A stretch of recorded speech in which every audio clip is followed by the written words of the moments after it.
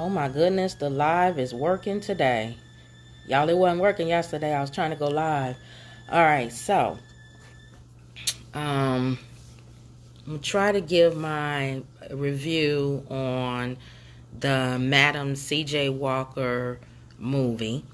Before I do that, just some brief updates. Still have not heard anything as far as an update on my mom. So y'all can still keep her in prayer. Lenore is supposed to go to the hospital for her to take some tests.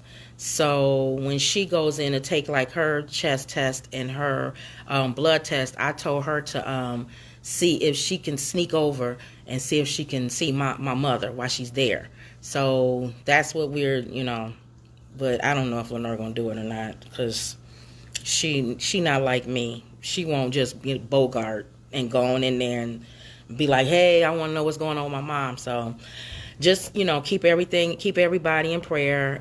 The doctor's supposed to call us today because they are supposed to bring her out of sedation and then have her still breathe on the breathing tube with while she's up. So we'll find out what's going on with that.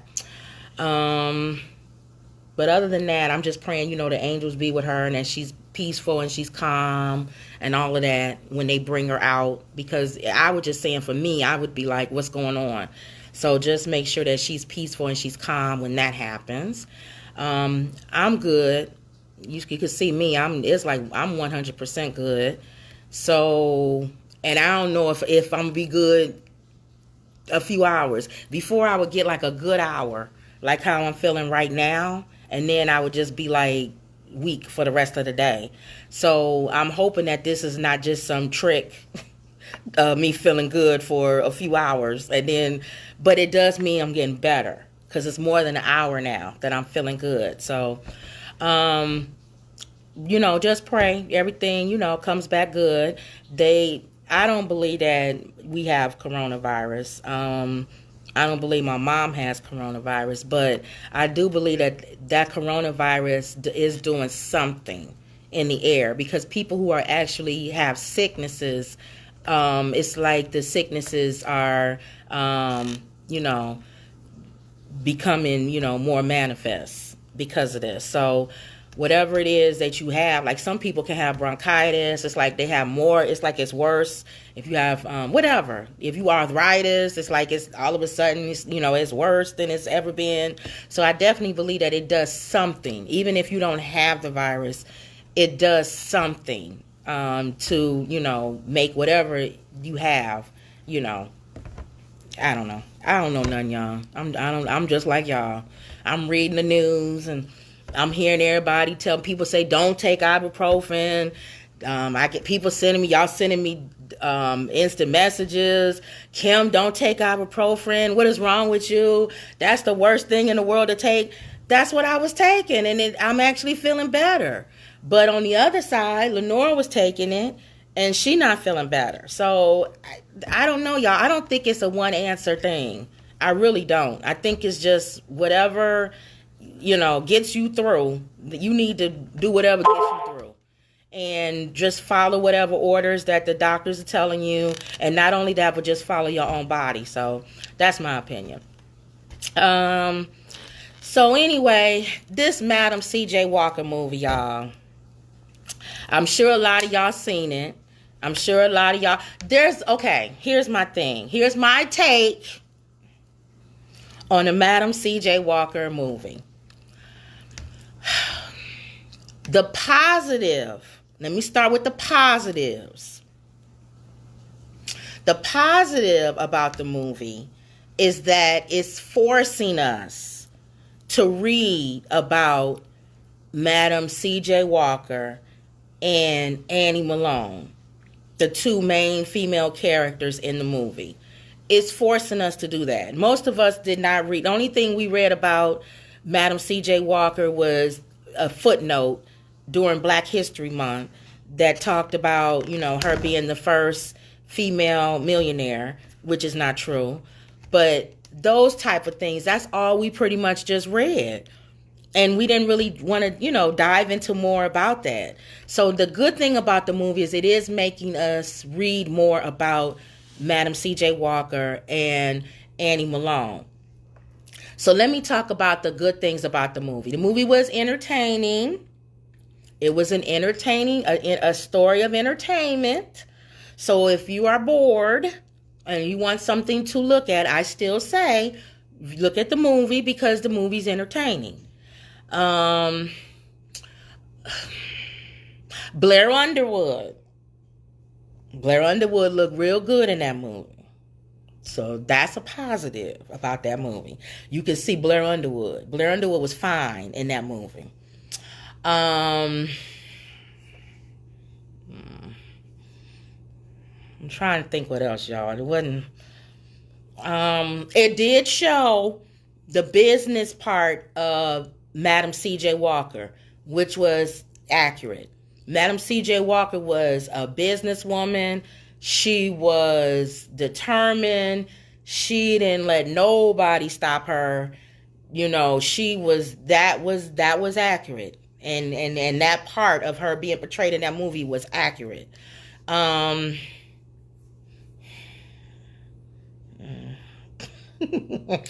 Producers. Some of the producers were African American. That was positive.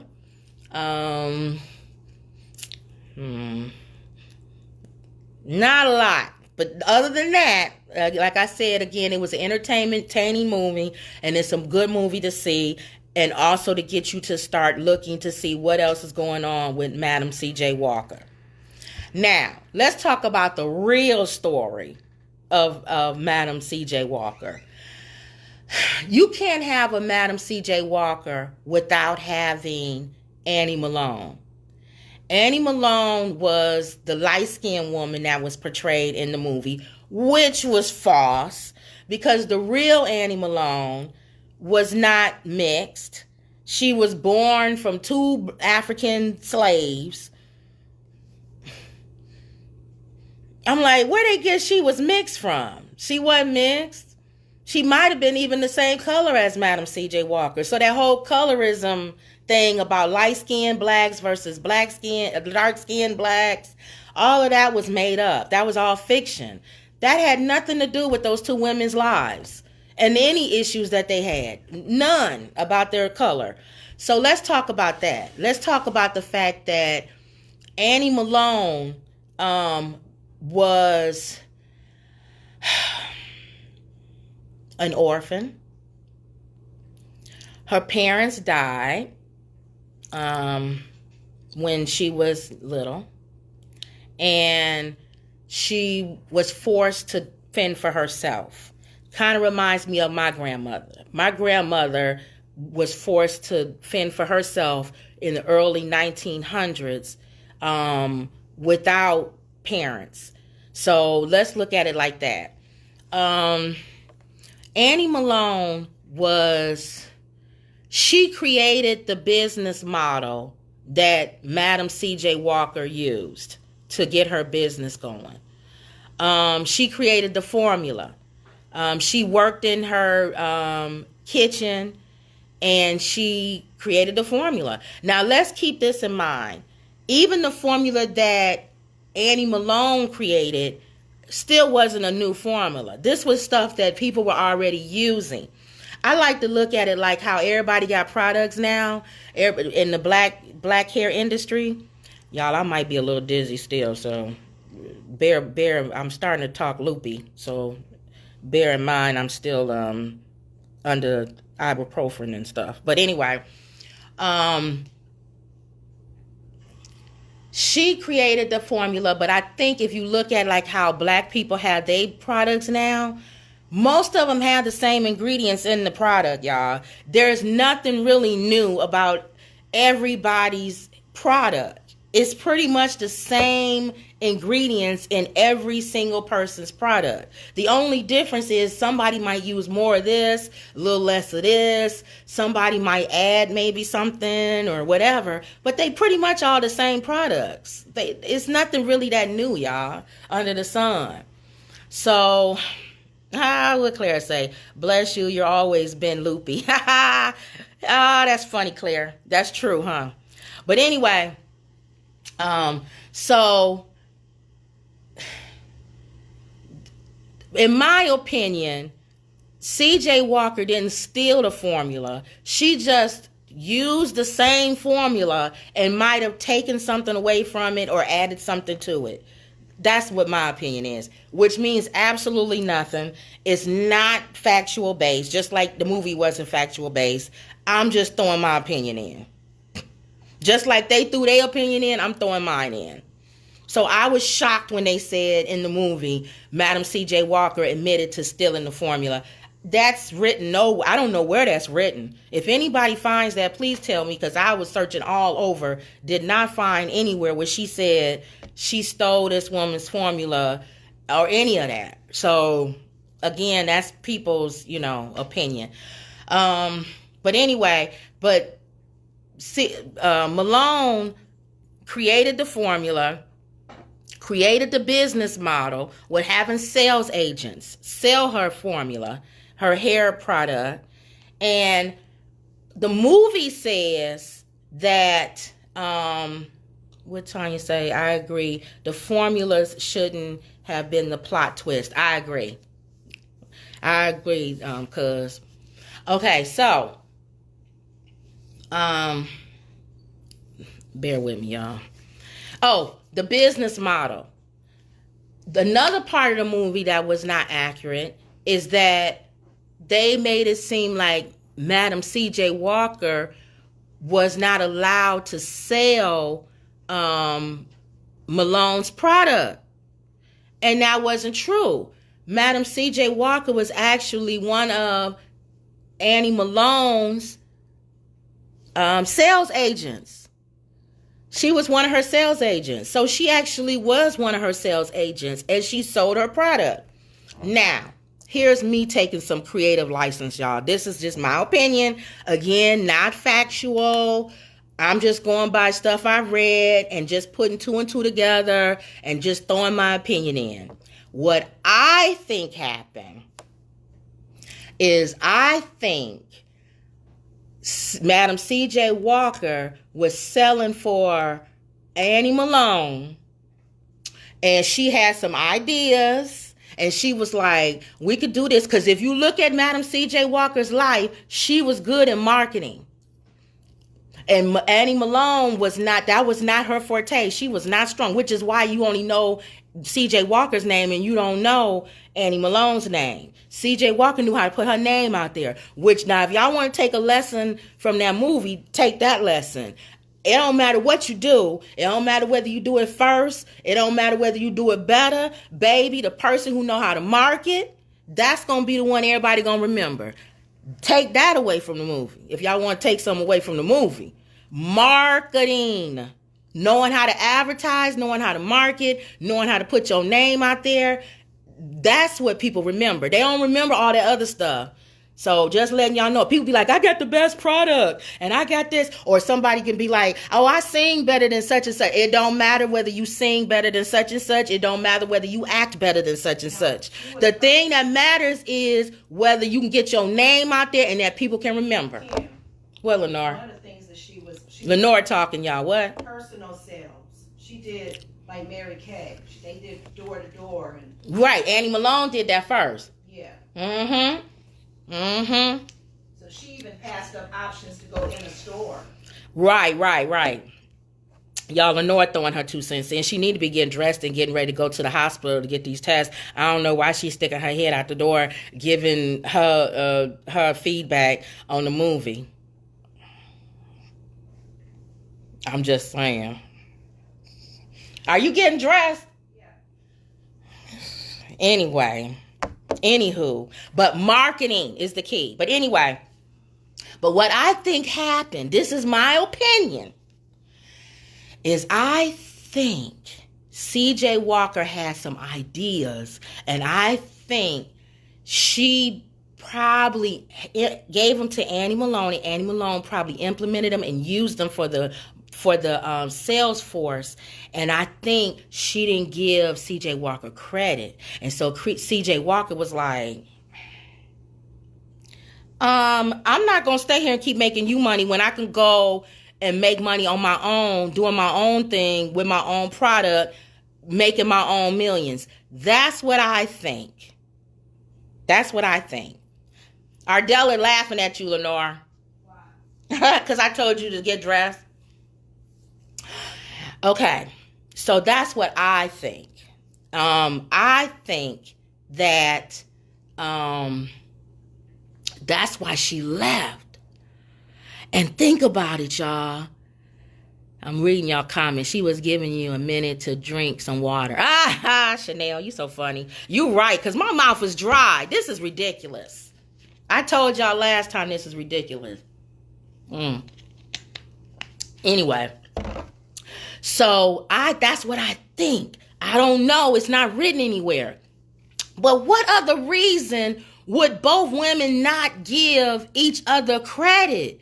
Why would Madam CJ Walker not give credit to her mentor, who she pretty much based her whole business model after, and not give her any credit? And why would Annie Malone not give credit? Listen, y'all, if you are a millionaire, which Annie Malone was the first female millionaire, if you are a millionaire and one of your salespeople becomes a millionaire, what'd you say? I thought CJ Walker was the first. No, it was Annie Malone. That's how I was trying to tell everybody the real story. She was the first millionaire? CJ Walker is the first millionaire written in the Guinness Book of World Record. That doesn't mean she was the actual first female millionaire. You can even see in the movie that Annie Malone was richer than CJ Walker. She was first. She was already making money and had the money when CJ Walker came along. Annie Malone was already a millionaire when CJ Walker was working for her. A lot of people don't know that. But anyway, you could go back and read all of this. I'm not making nothing up. She's not in the Guinness Book of World Records as the first female millionaire. But again, it's about marketing. If you can spend 100, labels on your nose, 1,000 labels on your nose, and another guy comes along and spends 1,000 labels on his nose and reports it to the Guinness Book of World Record, it don't mean he the first. It means he the one that reported it to the Guinness World Record. Remember, Madam C.J. Walker was She still ain't getting dressed, y'all. What? She was influential with getting people to like DeBose's yes. DeBose, but it was what's his name? His wife. Yes, both was activists in what was going on as far as Black Power movement. Madam C.J. Walker was more involved in the Black Power movement than Annie Malone. Annie Malone gave money to like the Howard University, education, chemistry, medicine. She gave scholarships. She owned a school. The woman was like way before her time. She employed thousands and thousands and thousands of Black people. And let me see what Tanya said. Annie was kind of petty, right? Didn't she take out ads, stay and avoid imitators in Denver? I actually think I'm going to read. Yeah. But Annie, think about it, cuz Annie took out those ads because people was taking her business model.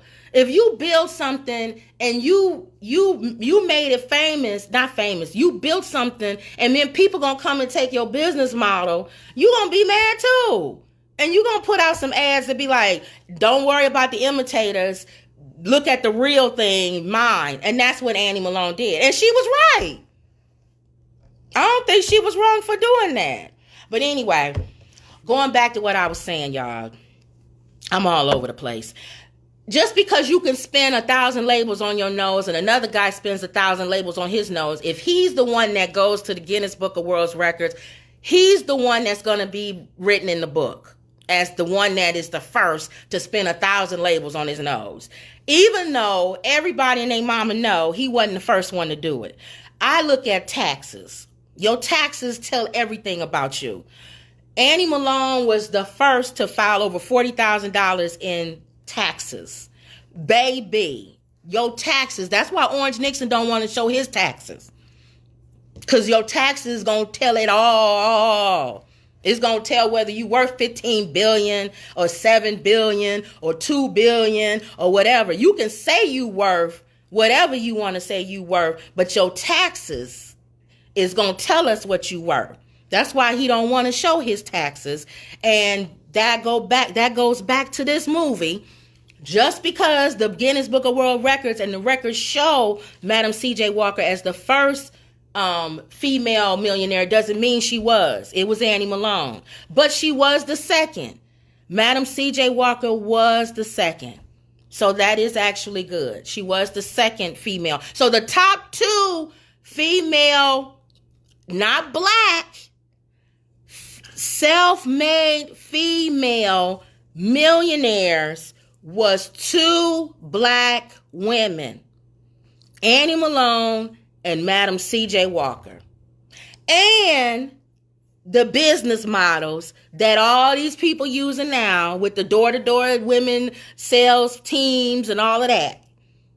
That was from two African-American female women. So just so y'all know that. So anyway, what was I saying?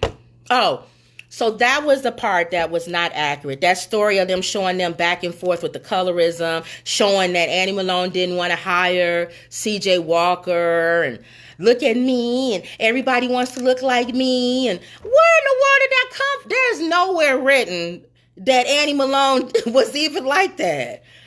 Where in the world? But anyway, again, it's entertainment. And the good thing about the movie is it's making everybody look up the true story of these two women. So that's actually a good thing, I feel. Another thing that the movie didn't show accurate, it didn't show like where they actually moved to and moved from and how they actually started their businesses. It made it seem like Madam C.J. Walker was this abused wife. Nowhere where it shows her husband beat her up. Y'all, I was like, how y'all just gonna make this man beat his wife? Her first husband. Y'all just gonna make this, if I was his family, I would be highly upset. I'd be like, y'all just gonna make this man. But he dead, but I'm just saying, they all dead, but I'm just saying that this woman got beat by this man. That was not true. Madam C.J. Walker, whose name was Sarah, was married. Her first marriage was when she was 14. She was 14 years old, and she got married, and that's how she, her daughter was, oh Lord, her first daughter was created. Wait a minute, now I'm getting mixed up. Her first daughter was either created by her, y'all can look it up, was either created by her first husband or her second husband. She got married again at 17. You said her first husband, Lenore? Yeah. Okay, Lenore says her first husband. She got married, okay. This is where the abuse came in. This is where I'm thinking they got the abuse. When Sarah, who is Madam C.J. Walker, was young, she moved in with her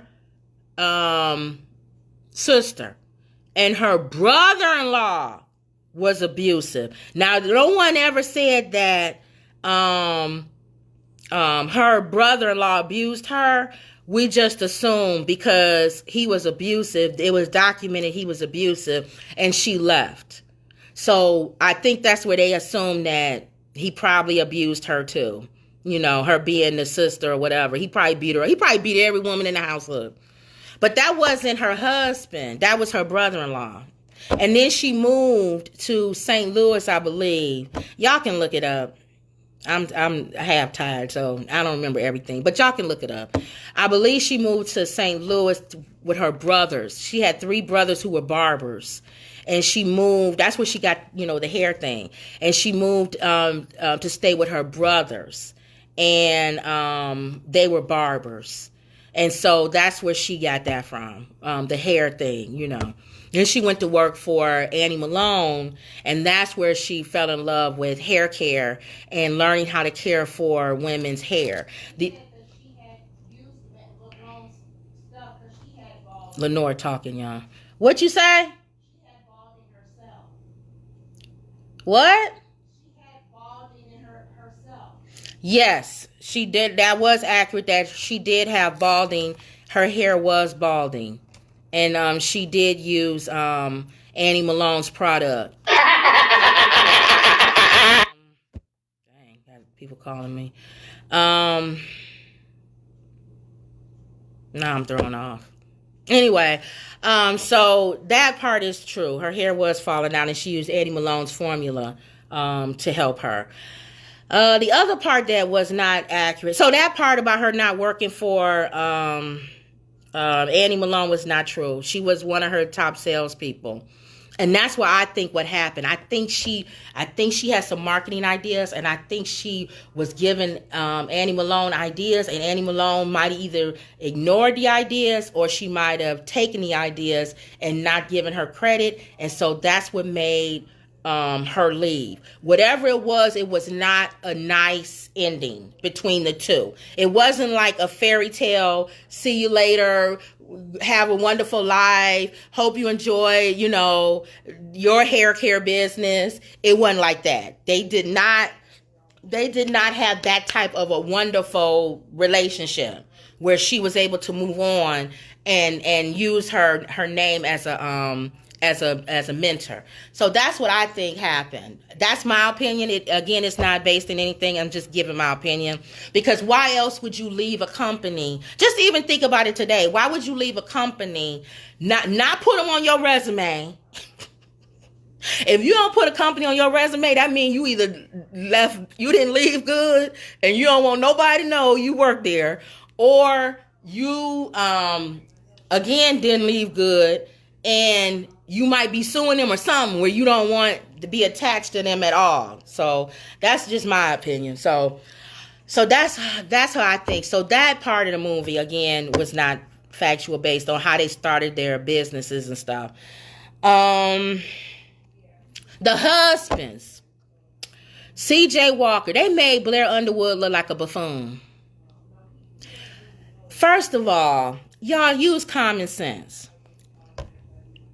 If your husband was an idiot and was not respected in the industry, would you put his name on your product? Would you put Madam in front of your husband, who's supposed to be a buffoon's name, on your product so that anybody would associate you with this idiot? That tells you right there that was not accurate. It was not an accurate portrayal of CJ Walker. CJ Walker was a respected businessman, a respected man in advertising. He also, this is what I think, because Madam CJ Walker was kicking butt in advertisement. Baby, if you don't think she wasn't using her husband, who was an ad person, an ad agent who was excellent in that industry, using him, you out of your mind. There was parts that are written that show he was getting her into interviews and places where she wasn't able to get in because she was a woman. But because they liked her husband and respected her husband, they actually listened to him. So, you have to look at stuff like that. You have to look at the whole thing, the whole picture. So he wasn't a buffoon, he was a respected businessman. And he did, now they did say he cheated. I do believe that, because later on, after they got divorced, he actually did marry another woman who tried to use Madam CJ Walker's name, because if you think about it, it's CJ Walker's name. So she was like, look, I'm married to him, so I'm Madam CJ Walker. That's my husband. So I'm Mrs. C.J. Walker. So if you think about it, she tried to use the name. And then he later on wrote letters saying that he felt like she was using him so she could get to Madam C.J. Walker's formula and the name and make money. You think? So that part of him was stupid. But I don't know how many men ain't stupid in that area. I'm just being honest. I hate to be mean on that area, but I'm sorry, but a lot of y'all fall in that category if y'all men, especially if it's a woman that's good looking and she's somehow interested in you and your wife is a millionaire. Think about it. And your wife using your name on her product. So, just saying. Thanks, Auntie. Auntie Donna said I'm looking better. Much better. 100% better. 100% better. My mouth is still dry, but I'm still better than before. Her daughter. There is no place written anywhere that her daughter was a lesbian. If anything, it's a lot written about the fact that Madam C.J. Walker didn't like her boyfriends. If anything, it's the opposite. Because she liked bad boys. Like, she liked bad boys, but Madam C.J. Walker wanted her to like good guys. Not bad boys, good guys. So I guess they kind of showed it with that idiot that they had for her husband in the movie. Because he was an idiot. And I guess he was supposed to be a bad boy. That was kind of the man that her daughter was attracted to. But Madam C.J. Walker kept wanting her daughter to date good men. So before she died, her daughter actually followed her mom's thought and married an actual good guy. And when 9 days before Madam C.J. Walker died, she summons him to her, bedroom, her presence, and told him that she, approved of him and she liked him. So that's the daughter's husband when Madam C.J. Walker had passed away. So that part wasn't true about her being a lesbian and all of that. I don't know where they got that from, y'all. The attorney that was for Madam C.J. Walker, y'all, they ain't had no positive men in this movie. I'm sorry. It wasn't no positive black men. Like, even the most positive black man, which is the attorney, they even made him stupid. By, talking about he gave her $500 from a bookie's numbers runner. And come on, y'all!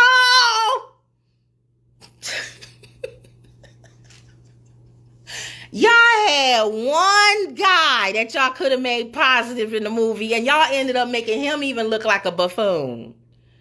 Gee. But anyway, he ain't do all of that. This man was a respected lawyer, attorney for the NAACP, I think the Indianapolis branch. Booker T. Washington's insurance company, which probably makes sense on why they had that connection to Booker T. Washington. Which another thing that wasn't true. Now that whole story, she actually did speak at one of Booker T. Washington's conventions. The convention that they were showing in the movie, though, see, she had spoke before. And so by the time they got to the convention that was in the movie, Booker T. Washington had enough of Madam C.J. Walker. So he was like, I ain't letting her speak no more. So that was what that was. It wasn't because she was a woman. I think he just didn't like her. That part I think they actually did kind of touch good on in the movie. It wasn't like she was a likable person. Like, people was like, oh, I love Madam C.J. Walker. Come on over for dinner, Madam C. Nah, people was like, she pushy, I don't like her. And I think that's what it was with Booker T. Washington. He just didn't like her. In the beginning, he did let her speak. But by the time they got to the convention that they was talking about in the movie, he did not want her to speak, y'all. He was like, I don't want her to speak. And they said she stood up. She didn't walk up on the stage. What the story is, she stood up at the table where she was and said she should be able to speak, because she employing a lot of folk, a lot of black people, and a lot of black people got some jobs because of her. So she should be able to speak too. And she was right. So I think that was more personal with Booker T. Washington. And also Madam C.J. Walker was an activist. She was much more of an activist than Annie Malone was. I mean, she gave money to the NAACP. She was more along those lines of black people, empowerment movement, and things like that. Like I said, Annie Malone was more along the lines of education, giving money for scholarships. Both of them gave money to scholarships, but Annie Malone gave more than any other person at that time. And at that time, she had given the highest donation to Howard University. Again, all this stuff you can look up. And that was Annie Malone. Somebody asked, how did she become a member of Zeta Phi Beta? Annie Malone was an honorary member of Zeta Phi Beta. I need to look up and see around what year that happened. It makes sense, and let me tell you why it makes sense. Because they said when she ran her business, they would look at these ladies like they was in a sorority. Her sales force was like a sorority. They was like dressed, they had the same colors, they was flexing, they was acting like, what's up, Sarah, what's up, Sarah? I mean, they was like, and it was just the sales force. Like, if you saw another sales force person for Annie Malone, on the outside, you'd be like, what's up, girl? What's up? They probably had a secret handshake and everything, y'all. We don't know. But I'm just saying, so she kind of based her business model in that same mindset as a sorority. So it would only make sense that would be something that she would look to become a part of, which is a sorority. So at that time, you have to have a college degree in order to be in school and to have pledged at that time. She did not. So she just they gave her an honorary membership. I have to look that up. If any Zetas know, let me know. Drop it on my timeline or in my inbox and let me know, and I'll share it with everybody on what year she actually became an honorary member. But she is on the books as an honorary member of Zeta Phi Beta Sorority Incorporated. And her Madam C.J. Walker, her granddaughter, the one that wrote the book, Aaliyah Bundles, is a member of Alpha Kappa Alpha, just so y'all know. But I don't know. I don't know if I don't think Madam C.J. Walker was a member of a sorority or anything. But her granddaughter is a member of Alpha Kappa Alpha. But yeah, y'all, this movie, I was trying to think of other stuff that was just not accurate. Again, the accurate parts of it is that she was a businesswoman. Madam C.J. Walker was a businesswoman. She hustled, she bustled, she did what she needed to do. She traveled with her husband, and she became a self-made millionaire. And we look at a time where that just was uncalled for back in those days. A black woman too. So, and people just took advantage of them, y'all. They took advantage of them. People weren't going to tell them what they were supposed to do. Oh, and then the Rockefeller, that conversation that Madam C.J. Walker was supposed to have with Rockefeller, and he said fire them and all that. Where is that? Where is that written? I bet you the Rockefeller family is like, what are you talking about? Ain't that black woman couldn't just walk over to our yard? He out there shooting whatever them things are, and Madam C.J. Walker go come up. Now know. They'll be like, what's this black woman doing coming over here? I don't care if she is a neighbor. She don't be walking. This is 1900s. Ain't no black woman you couldn't even have no a black person in the White House. Now how's she gonna just walk over to the Rockefeller's house and have a conversation with him? Come on, y'all. Use y'all common sense on some parts of this movie. You ain't gonna walk over to one of the richest men in the world, white man in the world, I don't care how much money you got, and think you gonna just walk up to him and ask him for advice. And he gonna turn around and give it to you and tell you, you should fire him. Again, I hate to say it, but that was put in the movie to make y'all white people look bad. That's not good. Again, a lot of stuff just added. Colorism added. The making the men look bad. Just so you don't have to make black men look bad to make black women look good. Can we just say that for the record?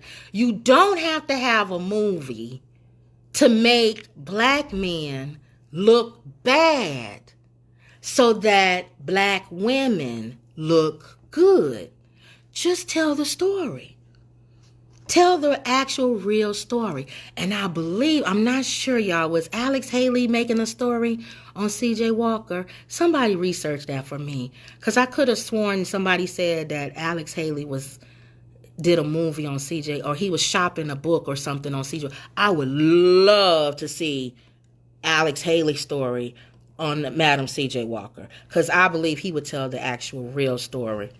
So... but that's pretty much it, y'all. That's my take on Madam C.J. Walker story. Lenore still ain't left yet. Lenore, how long are you taking?